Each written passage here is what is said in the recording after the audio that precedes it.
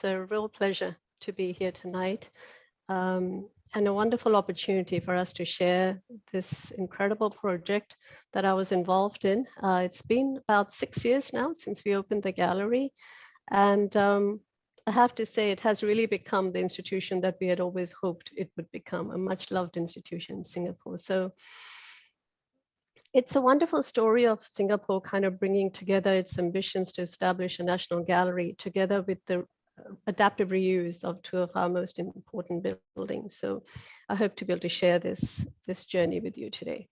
Were there even any other alternative uses that were suggested aside from the National Gallery?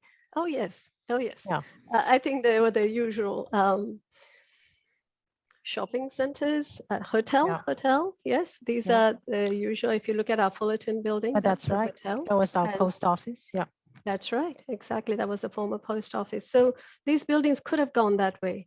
And it is very important that we saw these as this cornerstone of Singapore, modern Singapore history, and chose to put a national institution in there rather than something that would be a lot more commercial. So it was great, far-sighted reasoning, that was put in place. And I love this slide because really it was so exciting in 2005 at the National Day speech. Out to all Singaporeans, our Prime Minister announced the plans for a new National Gallery, and that would be housed in the City Hall and former Supreme Court buildings. Yeah. So great joy all around. And really, this wasn't the crowd that gathered there. This crowd was something else, but I do love this because it's such a celebratory photograph. Oh, yes. And really, we sort of looked at it and everyone was excited. The artists, of course, the art scene, the art practitioners, but also heritage conservation consultants, the architects were interested, planners were interested. The whole idea of us getting these two national monuments as the two buildings were the National Gallery. So we were creating a new institution in these gazetted national monuments. So it was a wonderful opportunity. It really felt like a very limitless vision. And so this was our tagline at that time when we launched our competition.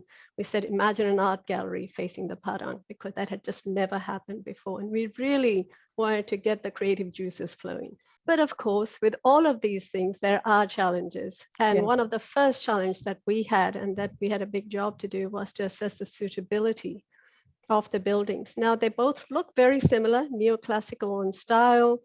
They both have the Shanghai plaster cladding on it, very grand monumental buildings, but the buildings were really not designed for art gallery. They were designed as office buildings. So they had little rooms, narrow corridors, and even between the buildings, they were designed very differently. So City Hall building was designed very differently to the Supreme Court building. So if I were to summarize all that was going for these buildings, it doesn't look like a great list. We had poor soil conditions. We had existing foundation systems that were not going to work, or we had to be very mindful of how to make them work. The column layouts were really tricky. And once again, because City Hall building had sagged and it had all those issues, and we had to rebuild the floors, we had a little bit more leeway in redesigning our column layouts and spacing and the room layouts. But because former Supreme Court had lasted so well, we had less opportunities there to rework any of those layouts, and we had a lot more restrictions in that way. We had different floor levels in each building, within each building, and connecting to each other. So that was a challenge to us. Of course, bringing these buildings to current day codes and standards was crazy. You know, the City Hall building, for example, had 5 public staircases when we took over the building. We added 14 more to that just to get that to the current day standards. I mean, where do they all go and how do you create all those spaces? And then on top of that, we had the provisions for climate control and air conditioning and fire life safety. So these were some major challenges for us. So this arrow, this yellow arrow that was there in the previous one also was one of the requirements that we had both from planning conditions and the conservation guidelines. We had to provide a through connection between Coleman Street, which is this end here, and High Street, which is at this end.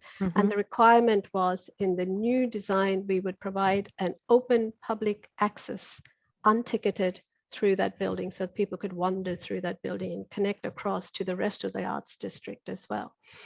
All of the facades were to be preserved. We also had to preserve clear sight lines between the building to lovely flying saucer, that dome on the Supreme Court building.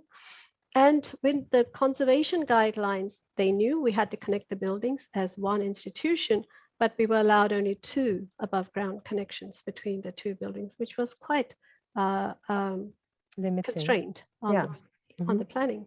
And as I mentioned, all the existing entrances had to be preserved, and several, of course, internal key spaces had to be preserved. So there were lots of guidelines there. So having put that aside, there was yet another challenge that we worried about, which was changing public perception. And what do I mean about that? By that, let me move to the next slide and explain to you. When you look at these 2 buildings, they were the institutional buildings. One of them was the Supreme Court building. You only went there if you were a lawyer or you were in trouble with the law. And the City Hall building, which started its life as a municipal building where you went to pay your taxes, and after that, the government offices took over the building. So you didn't go there lightly. You didn't go there to spend any time there. How would people feel when this became a lifestyle destination? So the idea back in 2005 for us to think that in 10 years' time, we'd be opening these up as lifestyle destination was really quite a challenge. And we had to think very hard about how to make that happen, especially because we're keeping all the facades as they were. Nothing was changing. Studio Milu's scheme really kind of rose above it all and really just provided the most elegant, simple solution that kind of met everything. So I kept mentioning the distinct identities of the building that we wanted merged under the one banner. And they did that with very simply by just simply draping this beautiful canopy that just sort of connected the 2 buildings very respectfully. And at the same time created this very distinct entrance. So while we kept all the other entrances, they still managed to create a very distinct entrance that was the National Gallery. Let's move on to constructing the gallery.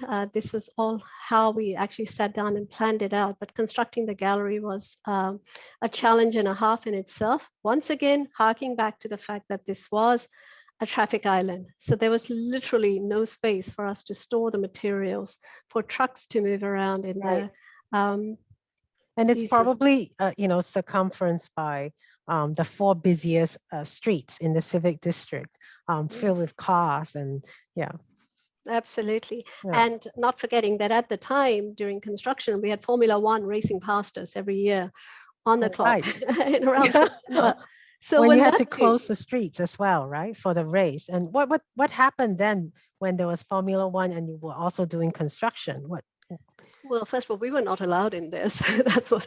But what did happen was all of these had to move back, and literally, so all our construction activities had to be sequenced so that by the time the Formula One preparations came along, we were able to move a lot of these. Some of these are silos and things for the concretes and other machines and things, and everything had to be tucked away. The buildings were draped to provide a good, decent background. So it really kind of impacted the progress.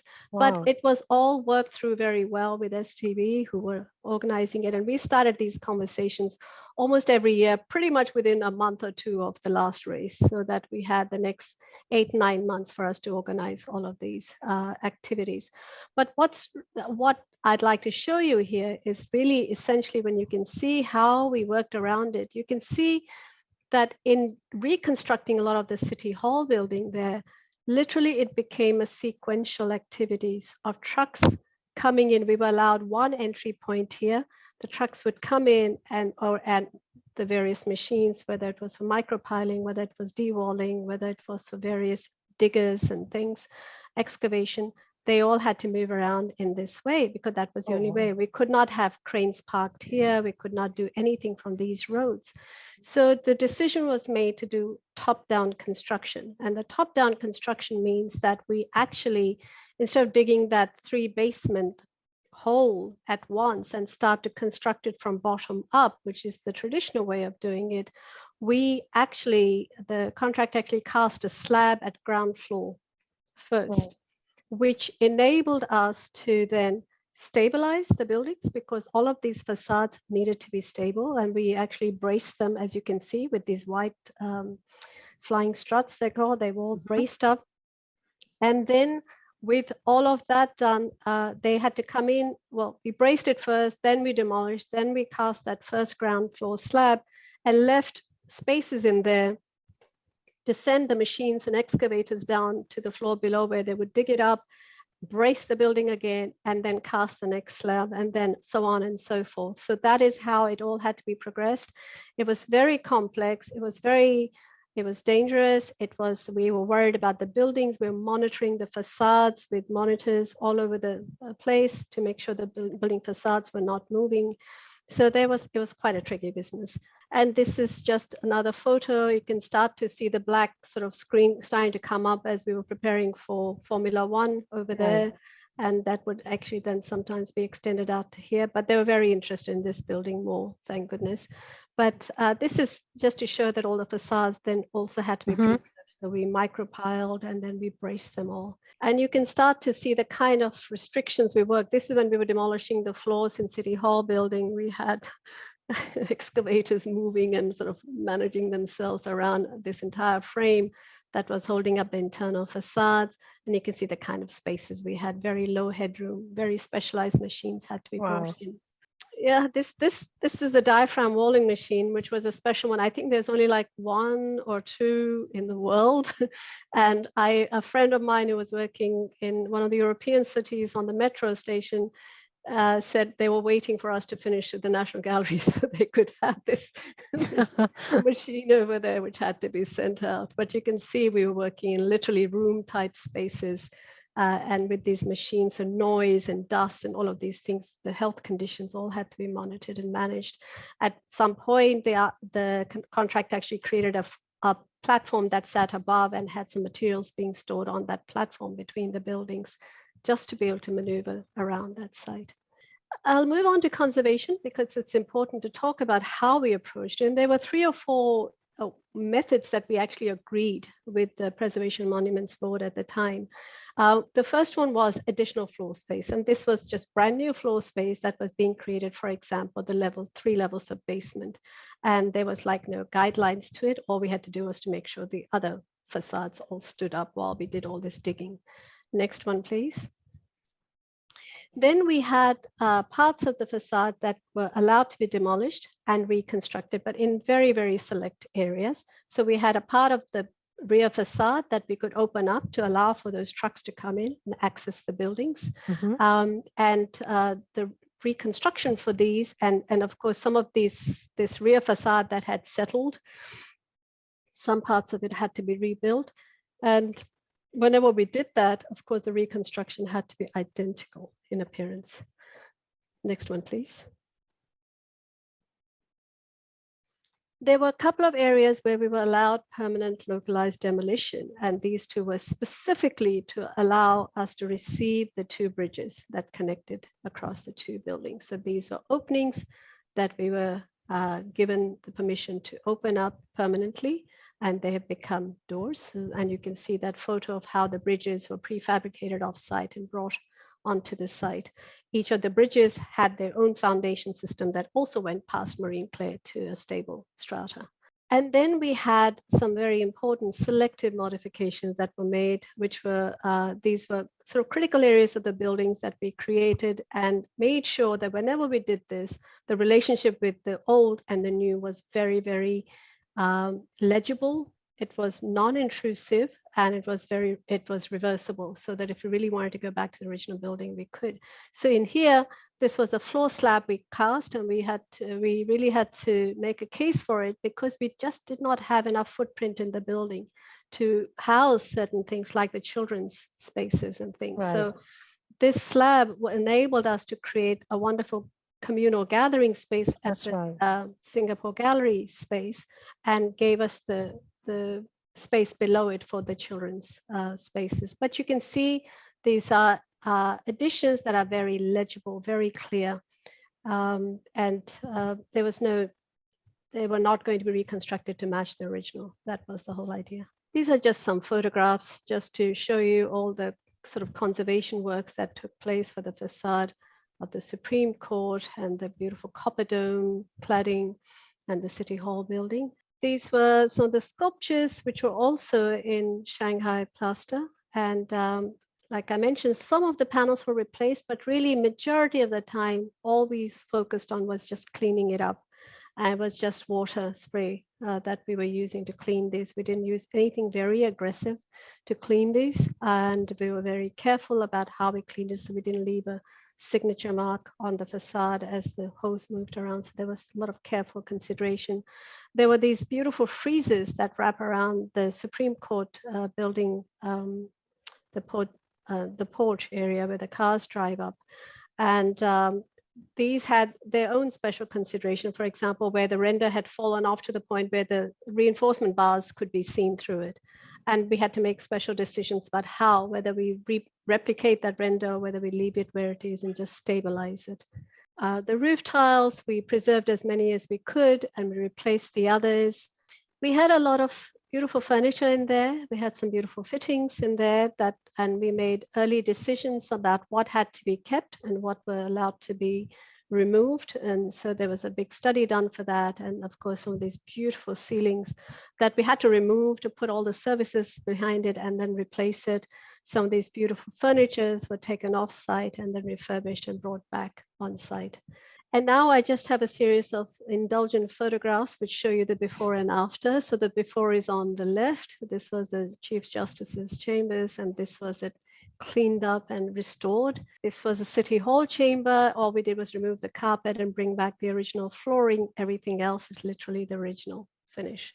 And so on. So this is the courtroom. Again, the carpets were obviously all replaceable, but the flooring and everything else, we simply followed what was there.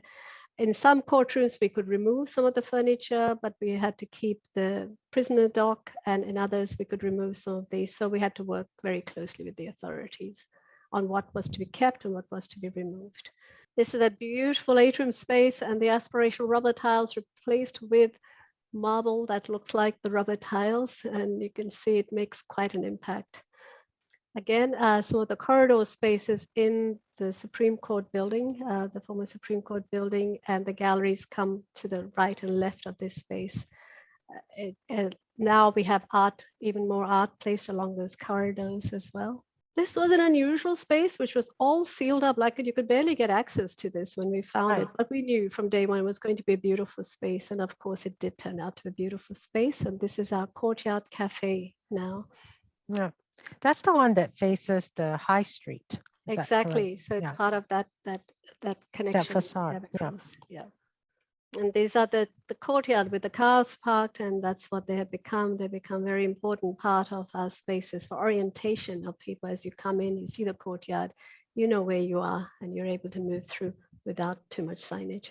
And this was the view we were required to keep. And when you look through this photograph, you can still see that Supreme Court building. These are the windows there, and that's what you can see there. So very true to the brief. The architect managed it really well. So with that, I kind of conclude the imagination journey. So imagining an art gallery facing the Padang. That's exactly what we did. And this was a beautiful evening. I enjoyed when was it, earlier part of this year, just sitting there on a balmy evening. I still get goosebumps when I look at the building. And that's the end of my presentation.